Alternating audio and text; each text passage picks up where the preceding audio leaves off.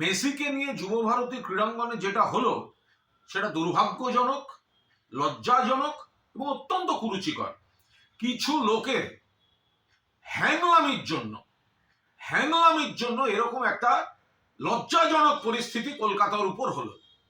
কেন মেসি যখন মাঠে ঘুরছেন, এত মানুষ তারা কত শখ করে খেলার, তো মূল কথা ছিল না মেসিকে দেখতে যাচ্ছেন, মেসি আসছেন, স্বপ্নের নায়ক, মেসিকে দেখতে যাচ্ছেন।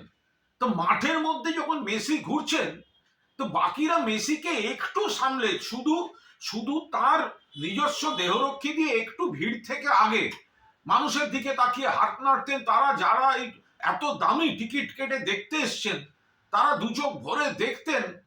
তো সেটা করা গেল না। এত কিসের হ্যাংলামি?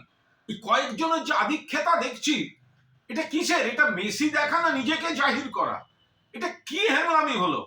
ফলে দূরে যারা বসলেন, যারা গ্যালারিতে টাকা দিয়ে গেছেন, ওই ভিড়ের মধ্যে দেখতে পাচ্ছেন না।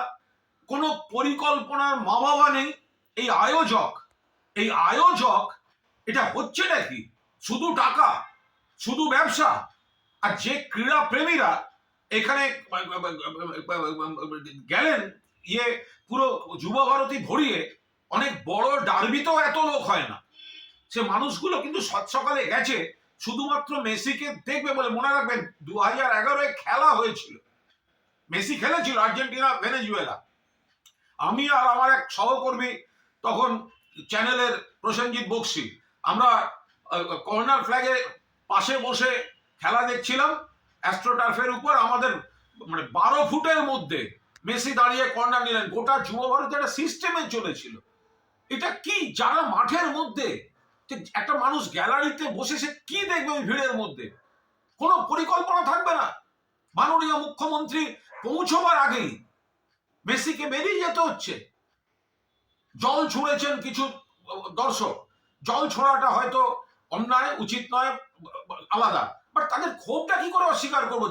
যে মানুষটা এত দামি টিকিট কেটে সকালবেলা নীল সাদা জামা পরে মেসিকে দেখবেন বলে গেছেন, তিনি যদি দেখেন দূরে ওই একটা জটলা শুধু ঘুরে বেড়াচ্ছে, এই হ্যাংলাগুলো কারা? এই আয়োজকটা কে?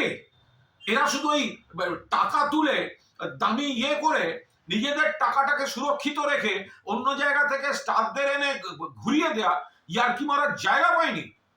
এদের বিরুদ্ধে ব্যবস্থা নেওয়া উচিত।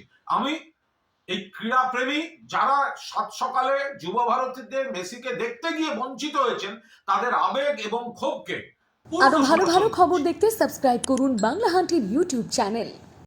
বাংলা হান্টের আরো খবর দেখতে নজর রাখুন। বাংলা খবর মানেই বাংলা হান্ট।